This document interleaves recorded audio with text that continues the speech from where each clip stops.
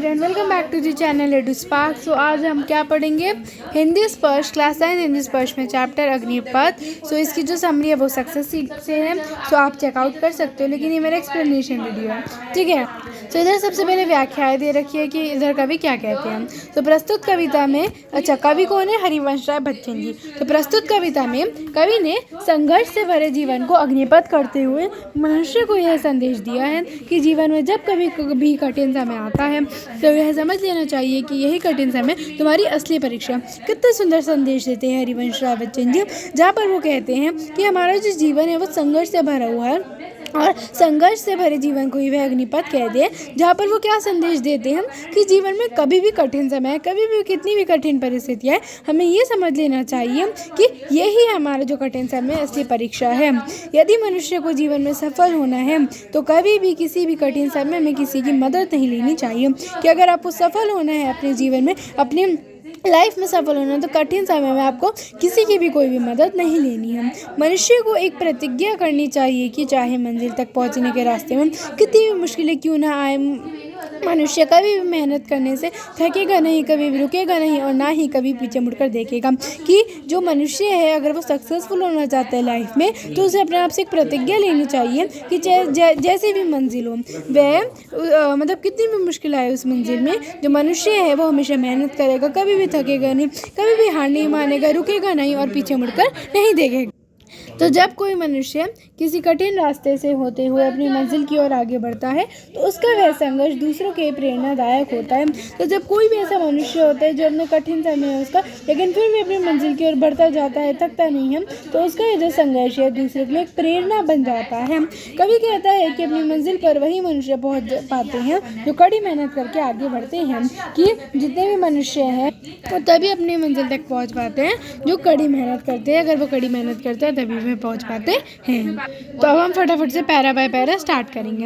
अग्निपथ अग्निपथ अग्निपथ, वृक्ष हो भले खड़े, हो घने हो बड़े, एक पत्र छाल भी मांग मत मांग मत मांग मत, अग्निपथ अग्निपथ अग्निपथ। तो इधर जो कवि है वो मनुष्य को संदेश देते हैं कि जीवन में जब कभी भी कठिन समय आता है तो यह समझ देना चाहिए कि कठिन समय तुम्हारी असली परीक्षा है, ये तुम्हारा पहला स्टेप है तुम्हारी सक्सेसफुल लाइफ की तरफ। ऐसे समय में हो सकता है कि तुम्हारी मदद के लिए कई हाथ आगे आए जो हर तरह से तुम्हारी मदद करने के लिए सक्षम हो, लेकिन हमेशा ये याद रखना कि यदि तुम्हें जीवन में सफल होना है तो कभी भी किसी की कठिन समय में किसी की मदद नहीं लेनी चाहिए। तो ये चीज़ क्या रही है, तुम जब कठिन समय पे होंगे हो सकता है कि कई हाथ आगे, कई मदद करने वाले हाथ आगे हैं और तुम्हारी मदद करने के लिए हामी भर दिए, लेकिन तुम्हें ध्यान रखना कि कठिन समय में तुम्हें किसी की भी मदद नहीं लेनी है। आपको खुद ही अपने उस रास्ते पे मेहनत करके आगे बढ़ना है। तो स्वयं ही अपने रास्ते पर कड़ी मेहनत के साथ आगे बढ़ते रहना चाहिए। नेक्स्ट पे आ जाते हैं बच्चों, जो कहता है तू ना थकेगा कभी, तू ना थमेगा कभी, तू ना मुड़ेगा कभी, कर शपथ कर शपथ कर शपथ, अग्निपथ अग्निपथ अग्निपथ। तो जो कवि है वो मनुष्य को क्या समझाते हैं कि जब भी जीवन सफल होने के लिए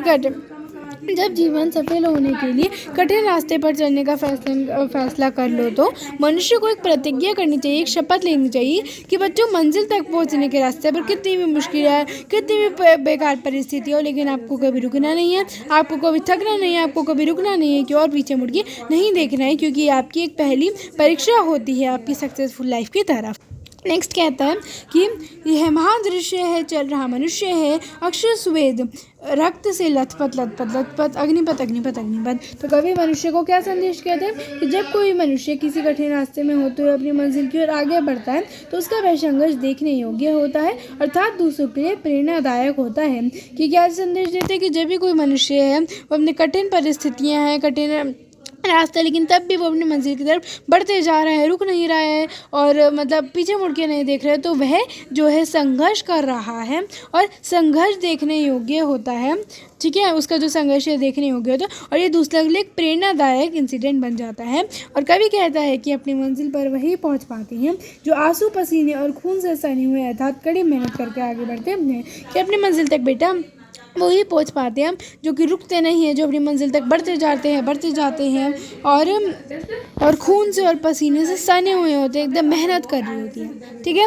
तो होप आपको चैप्टर समझ में आया होगा। अगर आपको समझ में आया हो तो वीडियो को लाइक कर देना, चैनल को सब्सक्राइब कर देना। ऑल्सो अगर आपको कोई भी डाउट है तो आप कमेंट सेक्शन में पूछ लीजिएगा, मैं रिप्लाई कर दूँगी एंड आपके डाउट का आंसर कर दूँगी।